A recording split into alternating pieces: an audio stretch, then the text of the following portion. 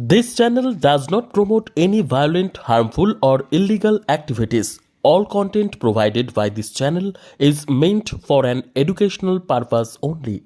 বাংলাদেশের প্রধানমন্ত্রী শেখ হাসিনা পদত্যাগ করার পর সে দেশের আইন ব্যবস্থা সম্পূর্ণ বিপর্যস্ত।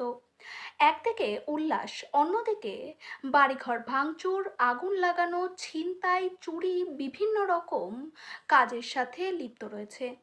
একদিকে সন্ত্রাস, অন্যদিকে হাহাকার।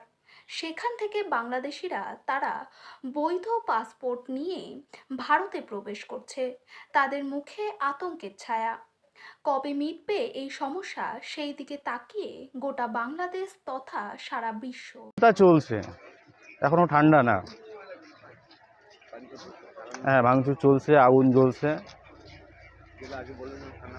হ্যাঁ, থানা বাংলাদেশে অনেক থানায় আগুন দিছে, শুধু একটা থানা না, অনেক থানায় আগুন দিছে, ভাঙচুর করছে, লুটপাট করছে। তারপরে বিশেষ করে সংখ্যালঘুদের বাড়িঘর, দোকানপাট এগুলো লুটপাট হচ্ছে, ভাঙচুর হচ্ছে, আগুন দিচ্ছে। এগুলো দুষ্কৃতিকারীর, এখানে কার তো নাম জানি না কেউ, রাতের আধারে করছে। কালকে যেমন রাত্রে অনেক কিছুই হয়েছে।